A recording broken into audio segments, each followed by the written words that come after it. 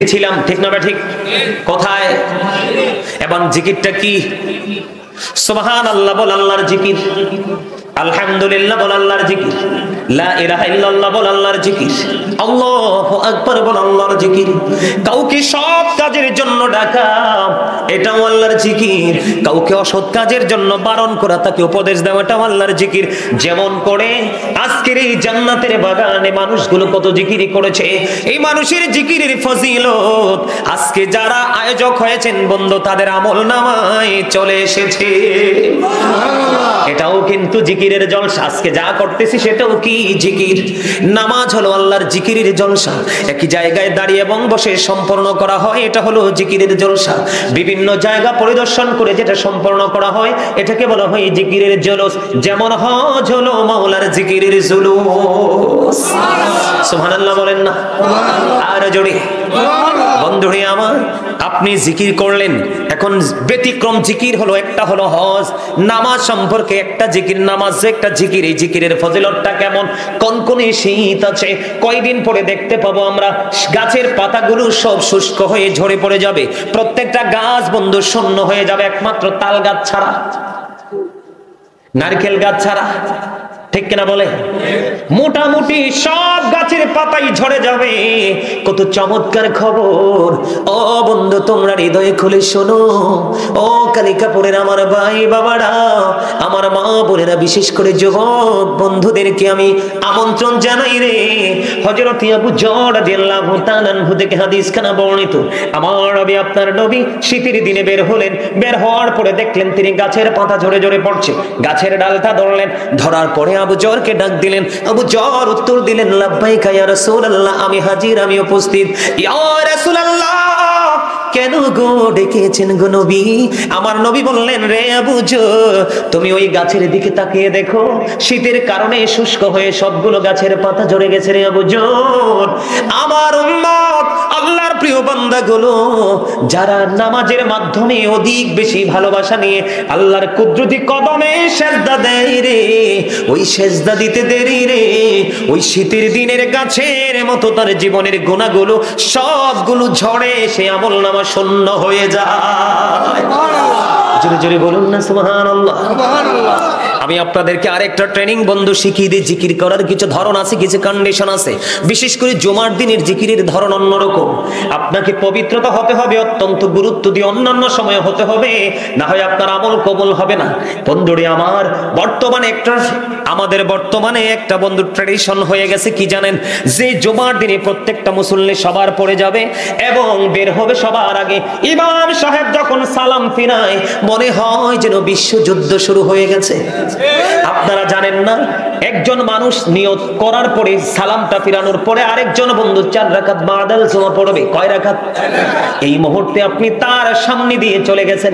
আল্লাহর হাবিব বলেছেন, একজন নামাজীর সামনে দিয়ে চলা কতটা ভয়ঙ্কর, কারণ নামাজের মাধ্যমে সবচেয়ে উত্তম জিকির সে করছে রে। আর তুমি জিকিরটাকে একটা কি বানাইছো? ডিজিটাল বানাইছো।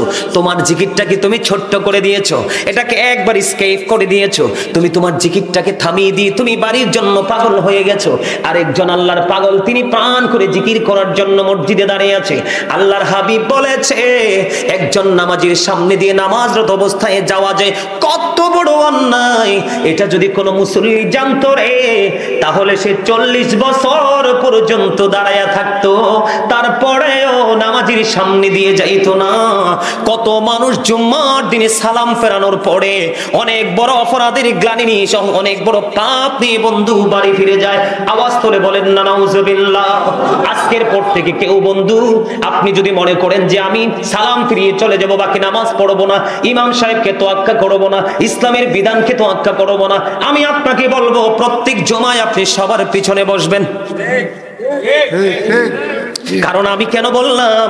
কারণ আপনি যে সামনে গিয়ে আগে আগে বসলেন, বের হওয়ার সময় অনেক বড় অপরাধী হয়ে বের হয়েছে। যেই জায়গাতে বন্ধু 40 বছর পর্যন্ত দাঁড়ায়া থাকা উচিত, তারপরেও নামাজের সামনে দিয়ে যাওয়া উচিত নয়, সেই জায়গায় আপনি নিজের গায়ের জোর খাটিয়ে বের হয়ে গেলেন, এটা কখনোই জিকিরের আদব হতে পারে না। কথা বলেন না কেন?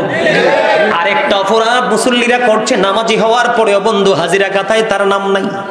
প্রত্যেকটা জুমার দিনে আপনাদের মসজিদের 2 গেটের সামনে 2 জন ফেরেশতা দাঁড়ায় হাজিরা খাতা নিয়ে, যিনি প্রথম কাতারে আসছে, কারণ আল্লাহ রাব্বুল আলামিন জানিয়ে দিয়েছেন, হাবিব আপনি জানিয়ে দেন, যিনি প্রথম কাতারে বসবে তার আমলনামায় ওট কুরবানির সওয়াব সবার আগে যিনি আসবে, আর যিনি 5 নাম্বার কাতারে বন্ধু ডিম কুরবানির সওয়াব। দেখছেন নি ক্লাসিফাই কেমন করে করেছেন, কতটা নিম্ন লেভেলের মুসল্লি তিনি, আর যিনি সবার আগে গেলেন তিনি কত উচ্চমানের মুসল্লি। সবচেয়ে বড় ভয়ঙ্কর কথাটা হলো এরপর থেকে যিনি আসবে তার কোনো কন্ডিশন নেই, তার কোনো পুরস্কার নেই।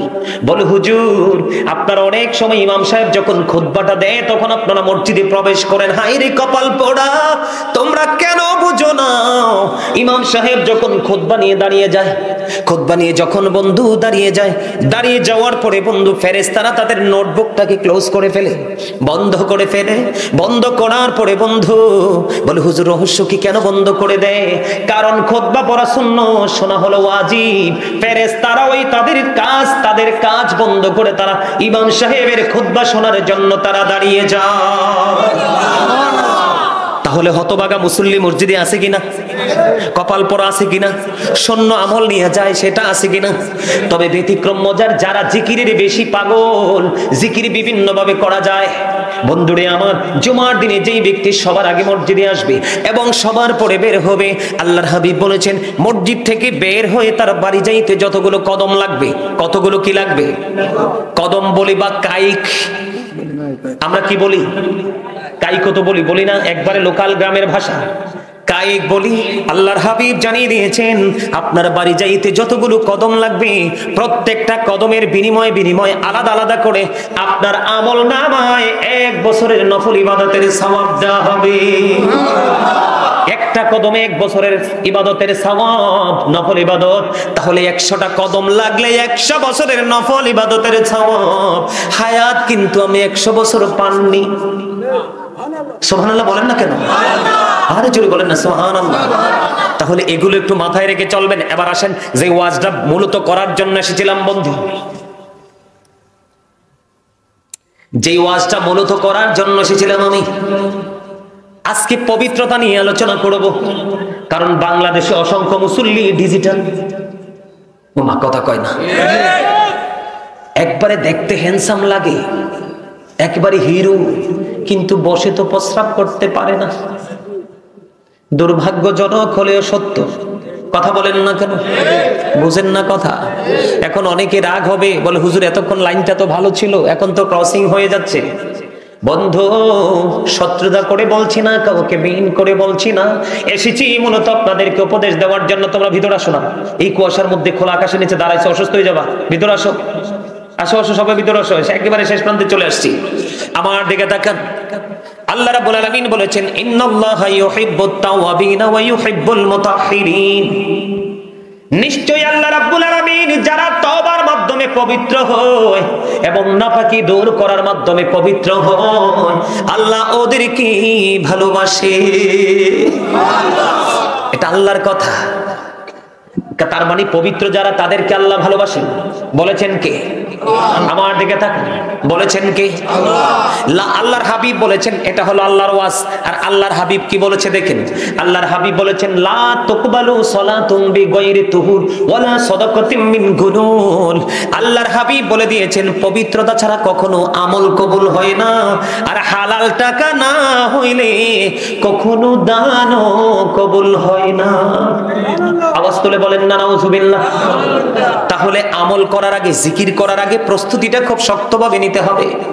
বর্তমানে আমরা নামাজ পড়ার পরেও মিথ্যা ছাড়তে পারি না, নামাজ পড়ার পরেও সুদ ছাড়তে পারি না, নামাজ পড়ার পরেও মা বাবার কলিজায় আগুন দেওয়া অন্ধ নেই, নামাজ পড়ার পরেও সামাজিক অস্থিতিশীল অশান্তি বন্ধু বিরাজমান আছে, আছে না নাই? সমস্যাটা কোথায় লুকায়িত? আল্লাহ না বলেছেন ইন্না সালাতা তানহা আনিল ফাহশাই ওয়াল মুনকার, নামাজ মানুষকে খারাপ কাজ থেকে বাঁচিয়ে রাখে। হাদিস শরীফের মধ্যে রাসূল বলেছেন as-সালাতুল খামস ওয়াল জুমআতু ইলাল জুমআ ওয়া রমাদানু ইলা রমাদান। মুকাফফিরাতুল লিমা বাইনাহুন্না ইদাস্তুনিবাতুল কাবাইর। আল্লাহর হাবিব বলেছেন, যিনি 5 ওয়াক্ত নামাজ পড়বে, এক জুমা থেকে আরেক জুমা যথাযথভাবে আদায় করবে, এক রমজান থেকে আরেক রমজান যথাযথভাবে আদায় করবে, সব গুনার কাফফারা হয়ে যাবে রে। যদি ইচ্ছে করে সেই কবিরা গুনাহ থেকে বেঁচে থাকতে পারে। ওয়াজ মজা পান না? কার কার কাছে ভালো লাগে? সবার কাছে ভালো লাগে। আলহামদুলিল্লাহ বলেন। আপনারা একটু মাঝে মাঝে একটু সাড়া দিবেন না? ইয়া রাসূলুল্লাহ। জিন্দাবাদ, জিন্দাবাদ। আমাদের ডাক্তার সাহেব ঠিক আছে, উনি কিন্তু আমার আব্বার ডিয়ার ফ্রেন্ড। উনি আলহামদুলিল্লাহ কন্যা। আমি তো আয়েশা খুঁজা পাই না, একজনকে দেখে চিনতে পারছি, ওই যে লাল দাড়ি, আমাদের বাসার সামনের মসজিদে তিনি প্রতিদিন ওই যে কালেকশনটা করে আর কি। ওই যে আপনার নামটা কি জানি? সালাম রাহমাতুল্লাহ। আপনারাও সালামের জবাব দেন না, উনি সালাম দিছে তো। সৈয়দ মোল্লা অত্যন্ত ধৈর্যের সাথে কাজটা করেন। আমি কি একটু পবিত্রতা নিয়ে আলোচনা করব? বর্তমান সময় সবচেয়ে বেশি যে বিষয়টা জরুরি আপনাদের জানার, আপনাদের বোঝার, কেন জানেন? সম্মানিত উপস্থিতি, আমাদের যুব সমাজ ধ্বংস হয়ে যাচ্ছে। কারণ এটা এদের দোষ না, তো এটা এদের দোষ না। এরা তো হুট করে বড় হয়নি, ওরা ধীরে ধীরে হাঁটি হাঁটি পা পা করে বড় হয়েছে। এই যে বড় হওয়া, ধীরে ধীরে বড় হয়েছে, বড় হওয়ার পাশাপাশি কিন্তু তাদেরকে আল্লাহ রাসূল কিন্তু কিছু ট্রেনিং শিখাতে বলেছে। আমরা কিন্তু ব্যর্থ পিতামাতা, তাদেরকে সে ট্রেনিং দিতে পারিনি, কারণ আমরা তো সেটা জানি না, সেটা আমরা জানি না। ঠিক না ঠিক? আর জোরে বলেন। মনে রাখতে হবে, every parent should take care their children very carefully. প্রত্যেকটা পিতামাতার উচিত তাদের সন্তানের দায়িত্ব যত্ন সহকারে পালন করা। আর আমরা সন্তান হিসাবে আমাদের উচিত, we should Obi our parents. আমাদের প্রত্যেকের উচিত আমাদের পিতামাতাকে মান্য করা। তার কারণ হলো, paradise of the child under the feet of the mother. মায়ের পায়ের নিচেই সন্তানের জান্নাত। আপনারা কি জানেন, আপনাদেরকে যারা বাবা হয়েছেন, আপনাদেরকে আল্লাহ রাসূল কি দায়িত্ব দিয়ে গেছেন? আমার দিকে তাকান প্লিজ, কথা বলবেন না। আমি কিছুক্ষণের মধ্যে শেষ করবো, খুব অল্প সময় ওয়াজটা গোছাবো। সম্মানিত উপস্থিতি, আল্লাহ রাসূল বলেছেন, আদিবু আওলাদাকুম আলা তালাতি খিসালিন হুব্বি নাবিকুম ওয়া হুব্বি আহলি বাইতিহি ওয়া আলা কিরাতিল কুরআন। রাসূল বলেছেন, তোমরা তোমাদের সন্তানদেরকে 3টি বিষয় শিখাও। কয়টি বিষয়? একটা হলো হুব্বি নাবিকুম, teach the love of the prophet, নবীর প্রেম। 2 নম্বর হচ্ছে হুব্বি আহলি বাইতিহি, টিচ ফ্যামিলি লাভ, নবীর আহলে বাইতের ভালোবাসা, কারণ এই ভালোবাসাটাও শিখা ফরজ, এটা ইমান। এরপরে বলেছেন আলা কিরাতিল কোরআন, কোরআন তেলাওয়াত শিখাও। আগে তুমি ইমানের ট্রেনিং দাও, তারপরে তুমি কি করো? কোরআন তেলাওয়াত শিখাও। কারণ Allah is all in all, follow his law and light for eternal success. Allah সব, কিন্তু তারপরে আল্লাহ রাব্বুল আলামিন আমাদের জন্য 2টা জিনিস ইনশিওর করে দিয়েছেন। একটা হলো ল, আর একটা হলো এন্ড লাইট। ল হলো আল্লাহর কোরআন, দা হোলি কোরআন। সুবহানাল্লাহ বলেন না? আর 2 নাম্বারটা হলো লাইট। মানে কি? লাইট হলো ইংলিশ শব্দ, বাংলাতে এটাকে বলা হয় আলো, আরবিতে বলা হয় নূর। এই নূরটা হলো আল্লাহর প্রিয় হাবিব সরকার মদিনা। কারণ নবীর মধ্যেই সকল আদর্শ আছে। আপনি নবীকে ফলো করেন, সব খুঁজে পাবেন। নবীকে ছাড়লেই কিন্তু আপনি অনেক দূরে চলে যাবেন। বন্ধুরে আমার, পবিত্রতা নিয়ে একটুখানি কথা বলতে চাই বন্ধু। আল্লাহর হাবিব বলে দিয়েছেন, লা তুকবালু সালাতুন বিগাইরি তুহুর ওয়ালা সাদাকাতুম মিন গুলুল। পবিত্রতা ছাড়া ইবাদত কবুল হয় না, এবং হালাল টাকা না হইলে দানও কবুল হয় না। হাদিস শরীফ শুধু এখানেই থেমে থাকেনি। আপনারা সবাই জানেন, মিফতাহুল জান্নাতিস সালাতু ওয়া মিফতাহুস সালাতিত তুহুর। জান্নাতের চাবি হলো নামাজ, আর নামাজের চাবি হলো পবিত্রতা। আমার ওয়াজ কি আপনাদের ব্রেনে ঢুকাচ্ছেন? যদি ঢুকাতে পারেন, আমার মনে হয় জীবনে আর কোনোদিন ওয়াজের প্রয়োজন হবে না, কোনোদিন আর ওয়াজের প্রয়োজন হবে না। জুম্মার দিনে দেখি মুসল্লিদের অবস্থা, আফসোস করে করে সময়টাকে অতিবাহিত করি। হায়রে আফসোস, নামাজ পড়ার পরেও কিন্তু তুমি গ্রহণযোগ্য নও, কারণ তোমার মধ্যে যথেষ্ট উদাসীনতা দেখা যায়। আল্লাহর হাবিব বলে দিয়েছেন, বন্ধু যে তুমি কি করো তুমি জেনে রাখো, নামাজ হলো জান্নাতের চাবি। প্রেয়ার ইজ দ্য কি টু প্যারাডাইস। নামাজ হলো জান্নাতের চাবি, আর নামাজের চাবি হলো পবিত্রতা। নামাজ হলো সর্বোত্তম জিকির। তুমি যদি পবিত্র হতে না পারো তাহলে তোমার এই পবিত্র জিকির পর্যন্ত বাতিল হয়ে যাবে। নাউজুবিল্লাহ বলেন। এখন কিন্তু সুবহানাল্লাহ বলা যাবে না। বন্ধুরি আমার দিকে তাকান। বিশেষ করে এখানে যারা এসে যে শীতের অজুহাত দিয়ে জিন্স প্যান্ট পরে আসছে, এই হলো আমরা যারা বর্তমান বাংলাদেশের মুসলমান, আমাদের সবচেয়ে বড় নোংরামি হলো আমরা সবচেয়ে বড় বিপদগ্রস্ত হওয়ার কারণ হলো এই পোশাকটা। আমার দিকে তাকান, দয়া করে হাসবেন না, আমি হাসির জন্য বলিনি। বুঝে যান, শুনে যান, যদি ভালো লাগে, যদি কারো উপর আল্লাহর রহমত হয় আগামী কালকে সেটাকে ডিলিট করে দিবেন। বলে হুজুর কেন? আগে মন দিয়ে শোনেন, আমি দলিল ছাড়া কোনো কথা বলি না বন্ধু। আল্লাহর হাবিব বলে দিয়েছেন বুখারী শরীফের মধ্যে এসেছে হাদিস কানা, যেই যুবকের, যেই পুরুষের ইমানদার, কোন বেঈমান কাফের মুনাফিক নয়, যেই ইমানদারের উপর দিক দিয়ে পোশাক থাকবে নাভির নিচে, এটা লুঙ্গি হতে পারে, প্যান্ট হতে পারে, ট্রাউজার হতে পারে, বিশেষ করে বর্তমানে সবচেয়ে অভিশপ্ত প্যান্ট হলো বন্ধু যেটা জিন্স প্যান্ট, যেটাকে ক্রিয়েট করেছেন বেঈমান কাফের মুশরিকেরা।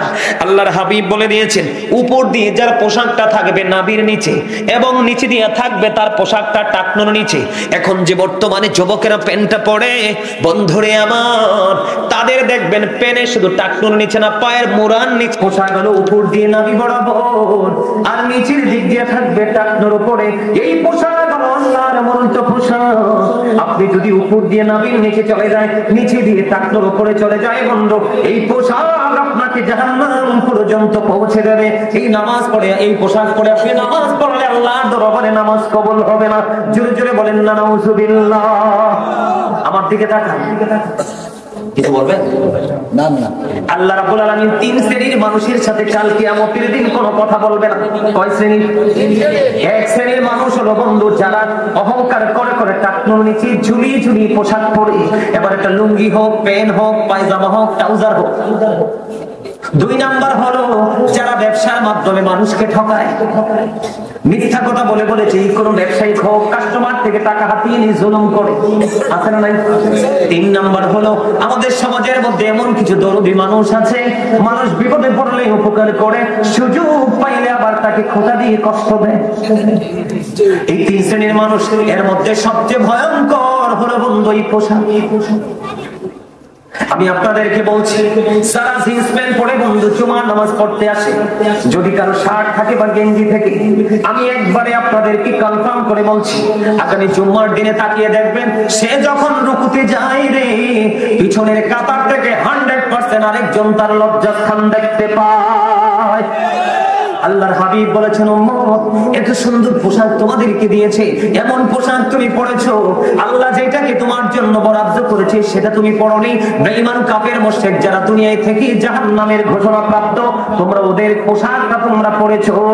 বন্ধুরে আমার, আল্লাহর হাবিব মসজিদের মধ্যে অবস্থান করতেছেন, এক ব্যক্তি এসে নামাজের নিয়ত করতেছে, হাদিস শরীফ। তিনি নামাজের নিয়ত বানলেন, আমার নবী বললেন তুমি ওযু করে এসো। তিনি নামাজের নিয়ত ভেঙে ওযু করতে গেলেন, তিনি আবার ওযু করে এসে নামাজে দাঁড়ালেন।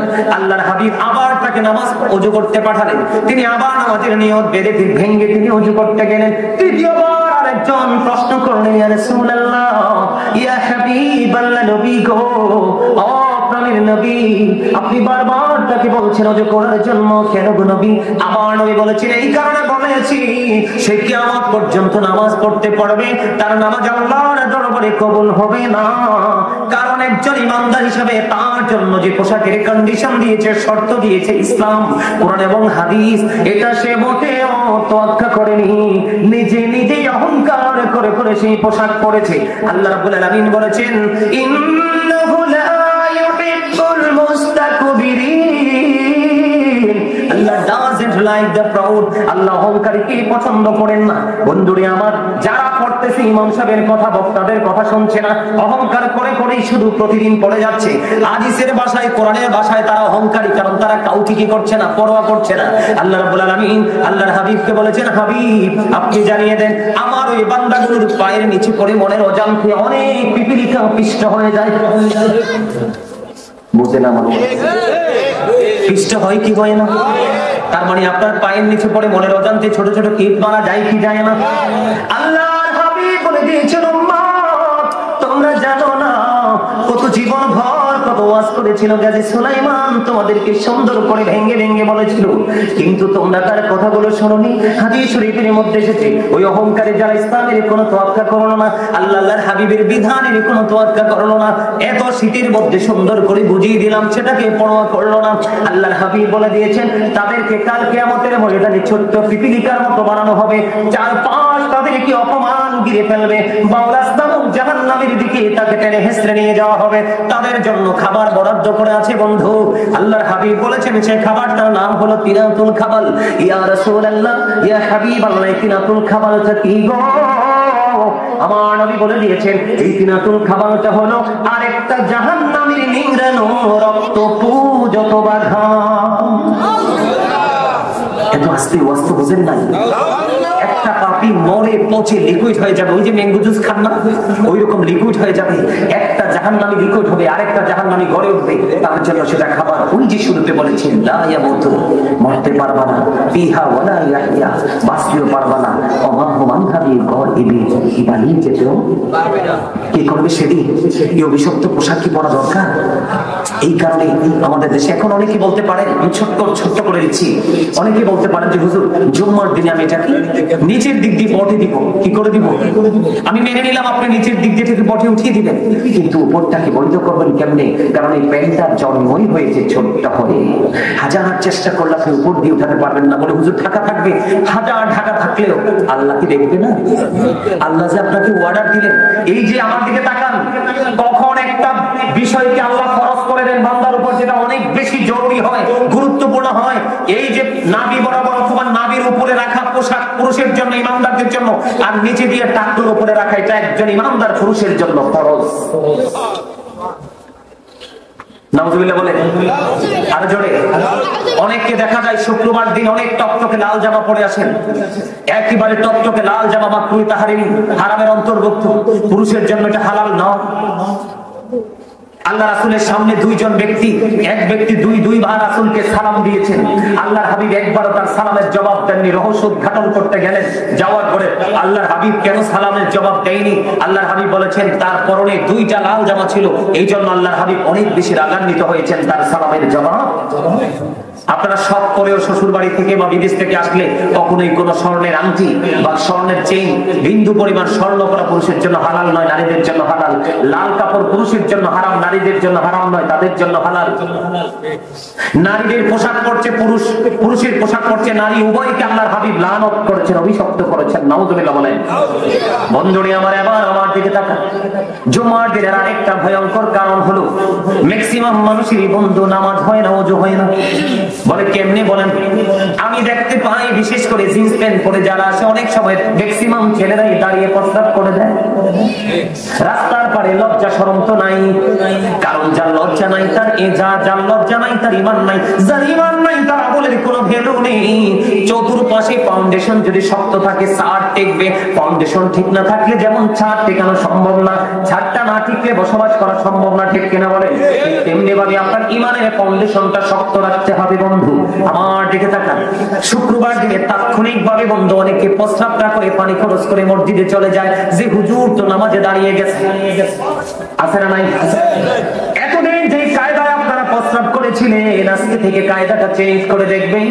আপনি পানি খরচ করবেন না বন্ধু, হাতে টিস্যু রাখবেন, একটু হাঁটার পরে দেখবেন প্রস্রাব ঝরে ঝরে পড়ছে। যার বন্ধু প্রস্রাব করার পরে 100% পবিত্র হতে পারবে না, তার নামাজ আল্লাহর দরবারে কবুল হবে না। যেমন আমি আপনাদেরকে যদি এক্সাম্পল দিই, সাদ বিন মুআজ রাদিয়াল্লাহু তাআলা আনহুর ইন্তেকালের পরে আমার নবী সাহাবায়ে কেরামদেরকে নিয়ে তার কবরের পাশে গিয়ে দোয়া করতে থাকলেন। ইয়া রাসূলুল্লাহ, তার কবরের পাশে এসে দোয়া করার কারণ কি, তাসবিহ তাহলিল পাঠ করার কারণ কি?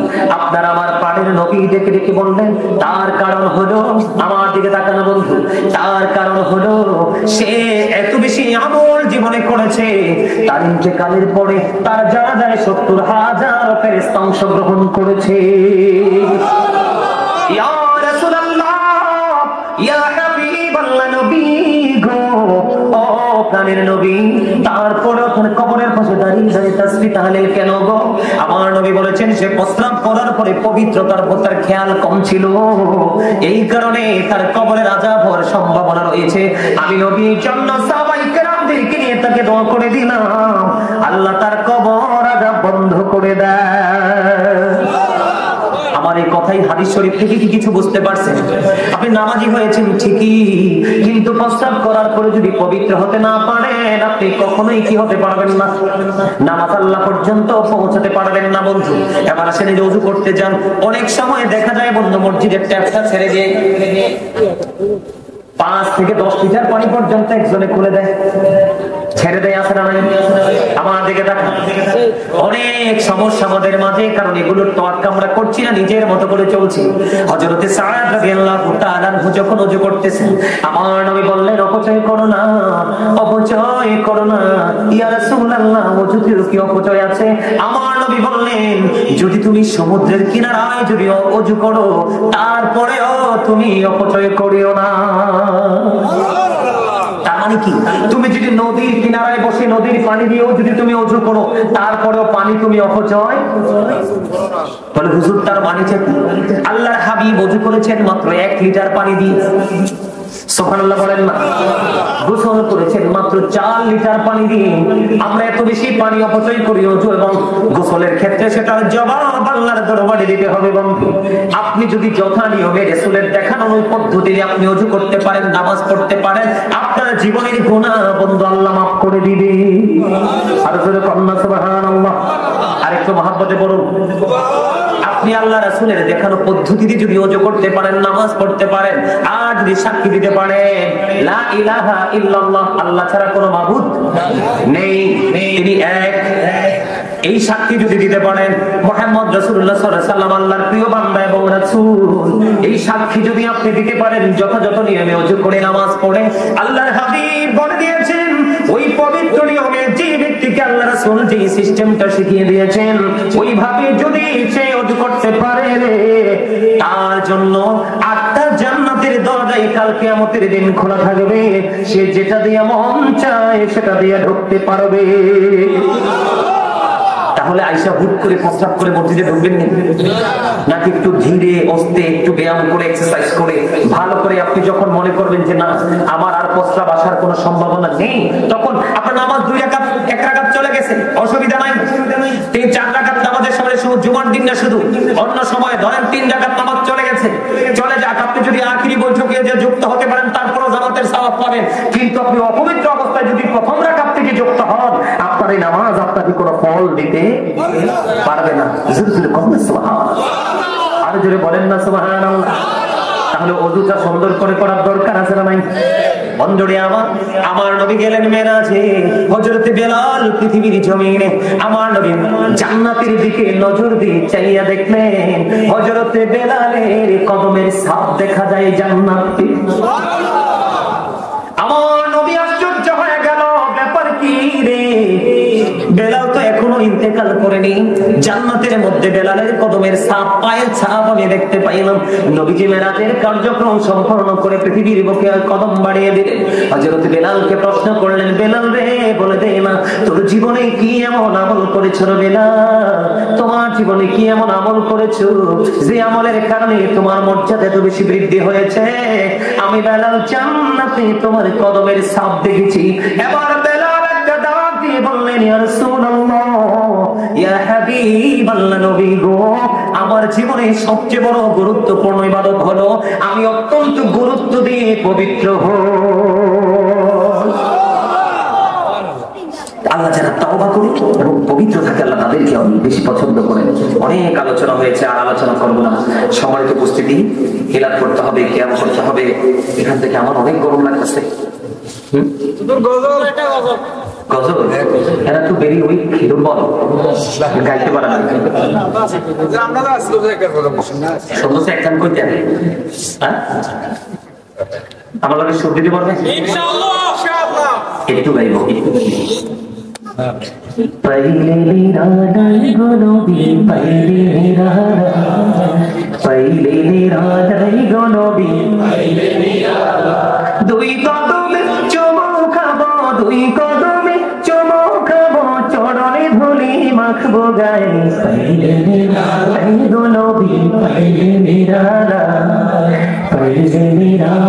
गोलोबी, पहले मेरा।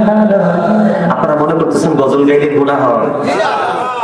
হাসান ইবনে সাবিত রাদিয়াল্লাহু তাআলা মসজিদে নববীর মিম্বরে দাঁড়িয়ে দাঁড়িয়ে রাসূলের শান গাইছিলেন, রাসূলের জামানায়। আমার নবী খুশি হয়ে বলেছেন, আল্লাহ হাসান ইবনে সাবিতকে রুহুল কুদ্দুসের মাধ্যমে সাহায্য করো। আজকে পৃথিবীতে তো গজব কেন জানেন? নবীজির সম্মান ক্ষুণ্ণ করার কারণে। এই বাংলাদেশে এত গজবের কারণ কি জানেন? রাসূলের সুন্নাতকে ছেড়ে দেওয়ার কারণে। আপনি সারা জীবন ফরজ আমল করে আল্লাহকে খুশি করতে পারবেন না যতক্ষণ পর্যন্ত সুন্নাত এবং নফল ইবাদত করতে না পারবেন। কি কষ্ট দিবেন কেউ? নবীকে দাঁড়ায় সালাম দিবেন, কেউ বিরোধিতা করলে তাকে বয়কট করবেন। কারণ আমার দিকে তাকান, অনেকে দলিল খুঁজে পায় না। সূরা ফাতির 9 নম্বর আয়াত আল্লাহ বলেছেন অতুআযিরুহু ওয়া তুওয়াক্কিরুহু, আল্লাহ বলেছেন help him and respect him, তোমরা আমার হাবিবকে সাহায্য করো এবং সম্মান করো। সুবহানাল্লাহ বলেন না? আর নবীর শানে নবীর আগমনে মিলাদ পড়লে কত দলিল বলে নাই? আল্লাহ বলে কুল বিফাদলিল্লাহি ওয়া বিরহমাতিহি ফাবিযালিকা ফালিয়াফরাহু হুয়া খায়রুম মিম্মা ইয়াজমাউন।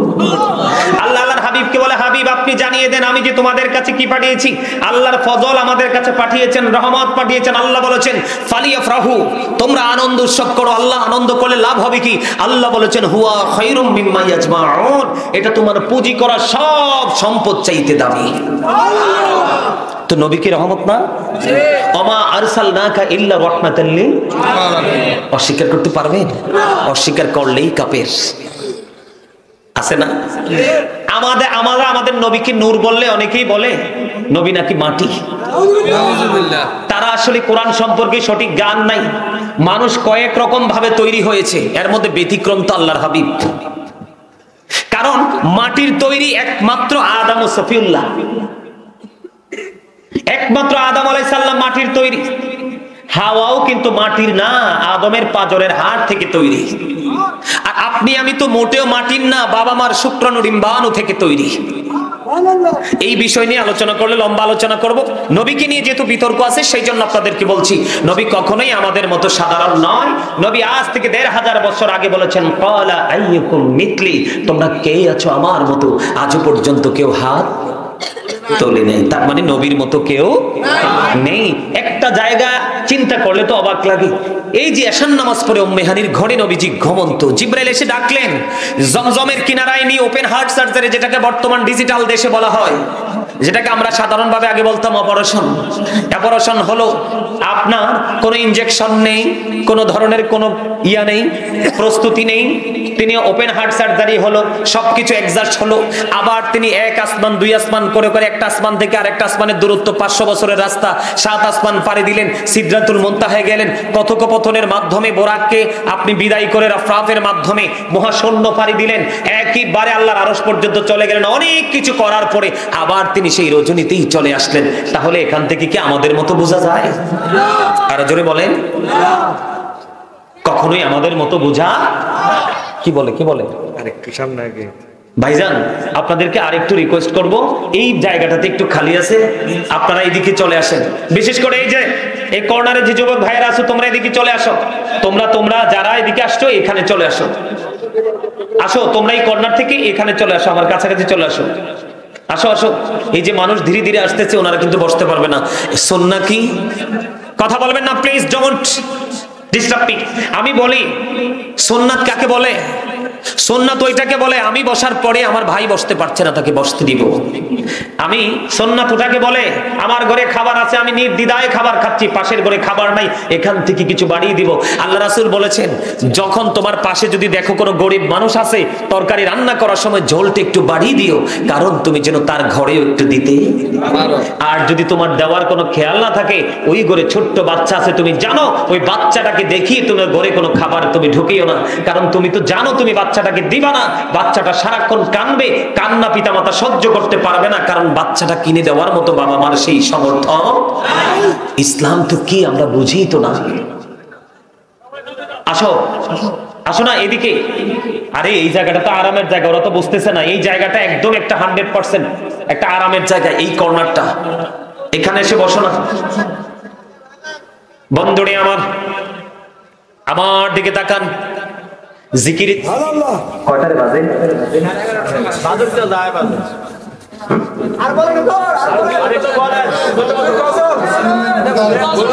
আমার লেখা একটা গজল গাই। হ্যাঁ হ্যাঁ, আমার লেখা আমার সুর। আমি কিন্তু একজন রাইটার, আমার কাছে গজলের অভাব নাই। আপনারা শুরু থেকেই দেখছি দুর্বল। আপনারা কিন্তু আমার মামুর দেশের মানুষ, এটা জানেনই। আমার মামার বাড়ি কিন্তু রাশিয়া প্রেসিডেন্ট বাড়ি। আপনাদের এলাকার এখন 22 চেয়ারম্যান আছে না রোকসানা? 22 চেয়ারম্যান আছে। ওনাকে রেখা হিসাবে সবাই চিনি।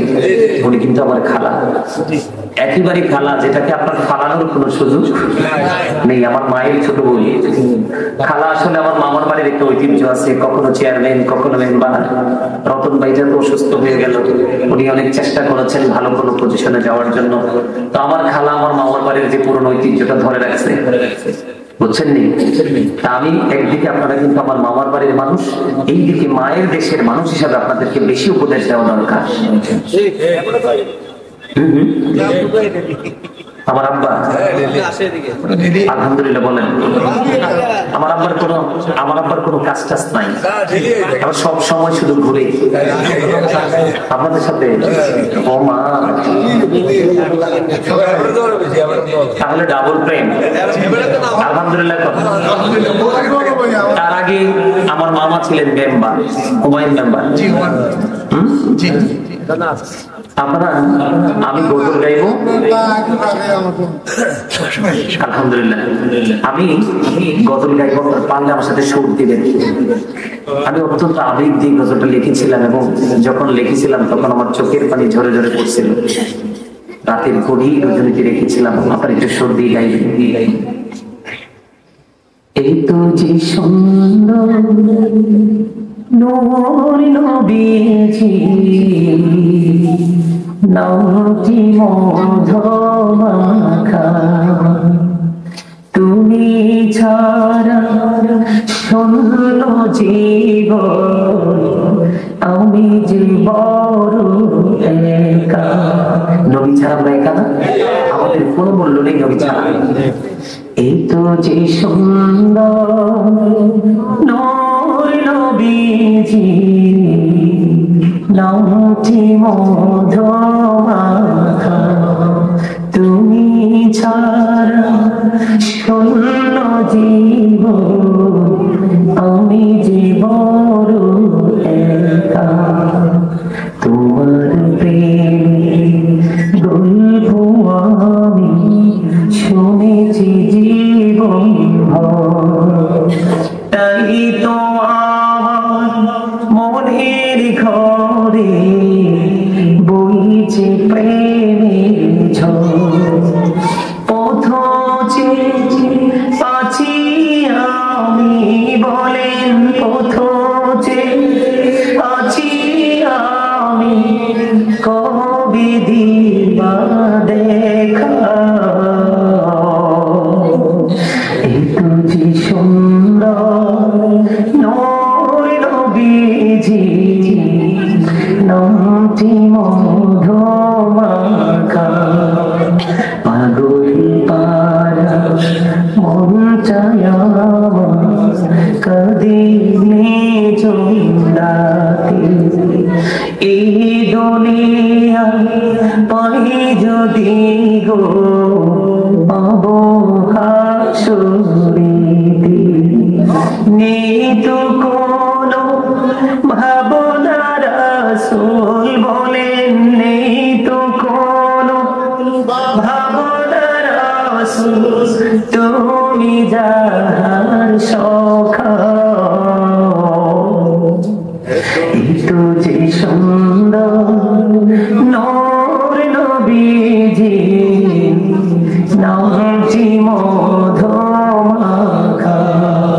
প্রেমিক ছিলেন হাবশির বেলা, চেহারা তার কালো, হৃদয় জোড়ে ছিল রাসূল, তোমার প্রেমের আলো।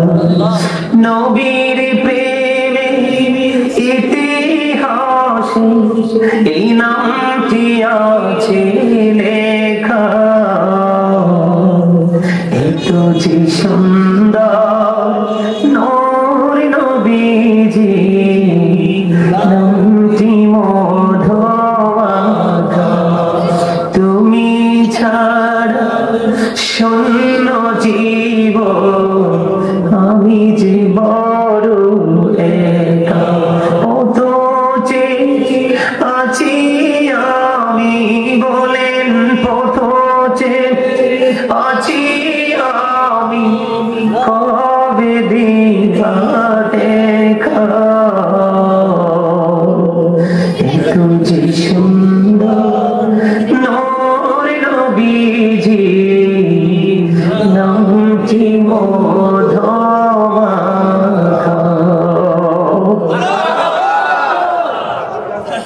কথাগুলো খেয়াল করছেন?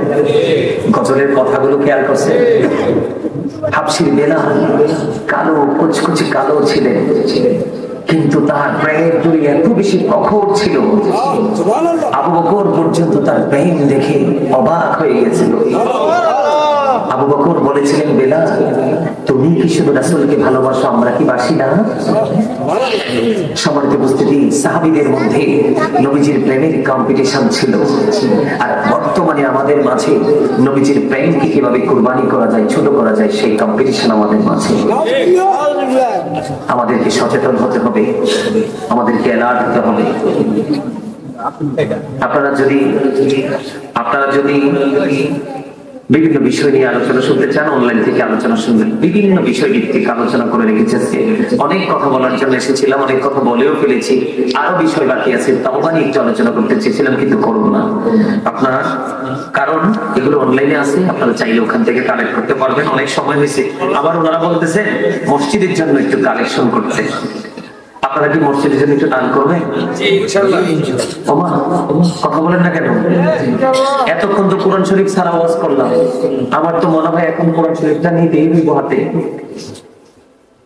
এর ক্যামেরা আমাদের উপস্থিতি, আমার দিকে তাকান, একেবারেই কোরআন শরীফের যে দ্বিতীয় পৃষ্ঠা,